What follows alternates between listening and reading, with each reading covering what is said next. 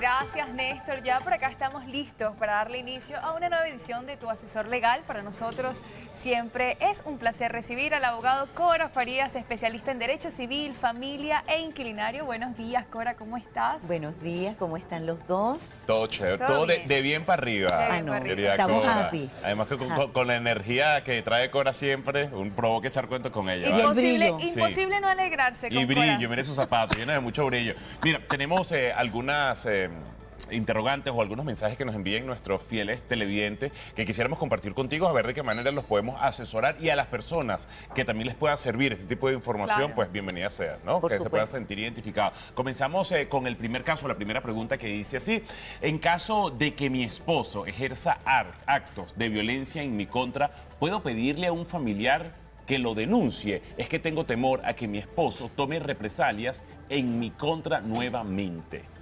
¿Qué le podemos decir?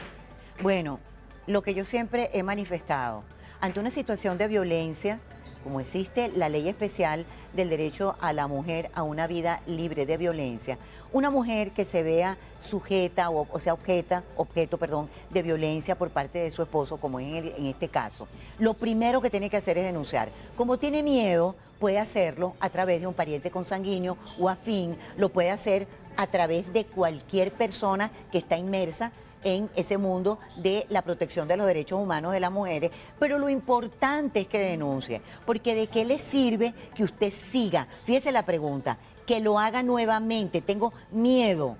El miedo, es verdad, es libre, pero ¿qué pasa si usted deja que transcurra el tiempo porque él se va a portar mejor y llega un momento en que se le va de las manos y puede usted perfectamente morirse? Han pasado casos que los conocemos. Entonces, mi opinión, no solamente lo puede hacer a través de un familiar, lo puede hacer usted, pero como tiene miedo, cuando lo haga el familiar, la van a notificar a usted para que usted diga cuáles son esos actos de violencia por parte de su esposo. Y usted tiene que aportar las pruebas, porque si no, a él no lo van a sancionar. Y recordemos que en esta materia hasta puede ir preso, hacer trabajo comunitario o puede pagar una multa, pero dependiendo del tipo de violencia, porque hay violencia doméstica, violencia sexual, violencia perfectamente médica, que aun cuando se parezca mentira, pero le existe por parte de los médicos.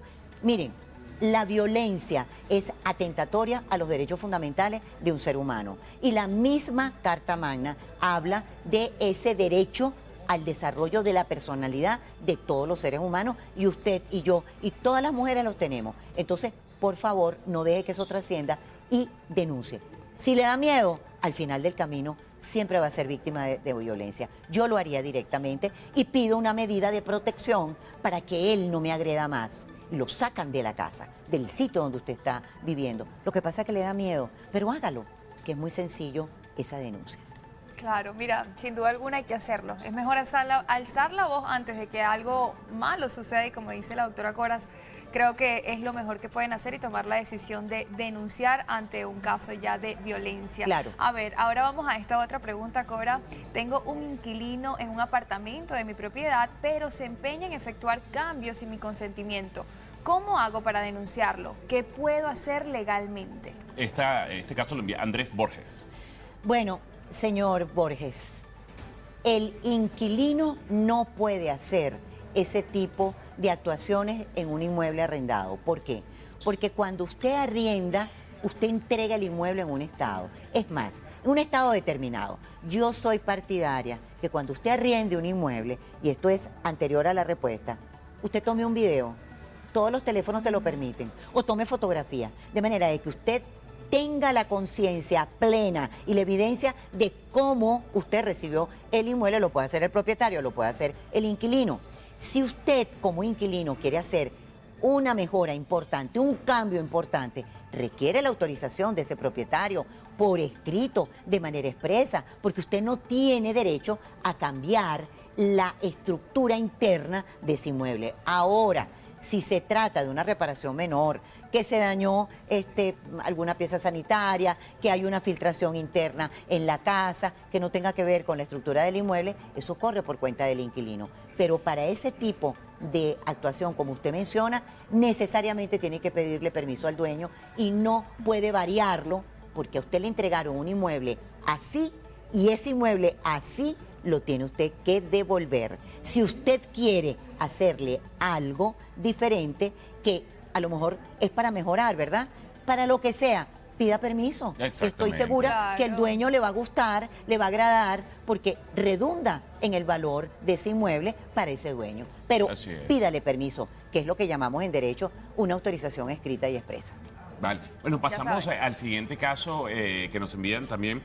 Nos los envían y dice, así, recientemente fui operada de la vista, pero ahora veo menos. E intento hablar de eso con mi médico, pero no me da ninguna respuesta. ¿A dónde puedo denunciarlo? Mi situación cada día se agrava más. Esto nos lo envía Paola González, nos los envía a través de Instagram.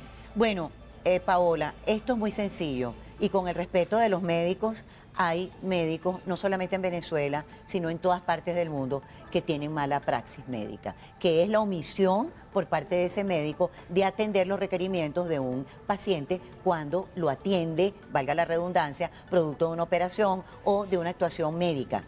¿Qué hace la persona? Recaba, en este caso, Paola, usted recaba todas esas pruebas. No veo, antes veía así, ahora veo menos.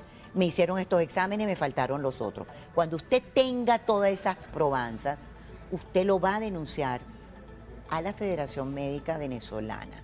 Aquí en Venezuela existe esa institución que atiende estos casos, número 1. Número 2, en Venezuela nosotros tenemos un código de deontología médica.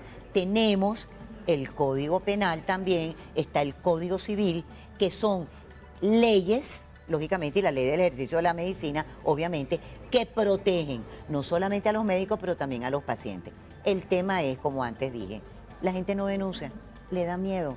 Cree que si busca un abogado para eso, le va a salir muy costoso. Pero yo prefiero pagarle a un abogado en su especialidad que no dejar de ver, que no volverme ciega. Ahora, que uno le da miedo con los médicos, mire, con los abogados, con los ingenieros, usted tiene que denunciar y esto tiene que hacerlo por escrito. Y yo le puedo garantizar que un granito de arena y otro más hacen que un médico concientice que tiene que atender a sus pacientes y que como galeno no puede hacer lo que le dé la gana. Sencillamente atender y ese juramento que hizo cuando se graduó, hacer gala de ese juramento y procurar que su paciente tenga la mejor tranquilidad y asistencia posible y no operar y dejarlo a la deriva como usted menciona, que ahora ve menos. O sea que fue peor, como dicen, el remedio que la enfermedad. Claro. Entonces, denuncie. Bueno, ya saben hacia dónde dirigirse y vamos con la última pregunta que envían el día de hoy y es, según la LOMNA, ¿hasta qué edad un padre debe mantener a sus hijos? Tengo un hijo que cuenta con 25 años y me exige como padre que lo mantenga. Esto lo envía Víctor Ramírez vía correo electrónico. Bueno, fíjese lo siguiente, Víctor. La ley venezolana, la LOMNA, que es la Ley Orgánica de Protección al Niño, a Niñas y Adolescentes, establece que los padres, mamá, papá, deben mantener, eso es lo que se llama la obligación de manutención, a sus hijos menores de edad. ¿Qué comprende esa obligación? Sustento, alimentación, educación, asistencia, recreación, deporte, medicina, todo lo que sea posible para el bienestar psicológico, biológico, espiritual, educativo de ese niño, niña, adolescente. Esa es la obligación hasta que ellos tengan 18 años. Pero ¿qué ocurre? Puede suceder que ese niño, ese joven, adolescente, tenga algún impedimento. Eso iba. Que los hay y usted lo puede demostrar, ¿verdad? Como progenitor o si hay una separación, porque esta pregunta me temo que usted la está haciendo porque hay una separación entre usted y su pareja, hay divorcio, hay algo, ¿no? Porque se supone que los padres, los dos, están conscientes de esto. O sencillamente que ese hijo que tenga tal edad no puede trabajar y está estudiando. Pues el padre tiene que cumplir con la obligación de asistencia y esa es la obligación de manutención que acabo de mencionar. Pero lo debe hacer más que todo, como digo yo, más por lo moral que por lo legal.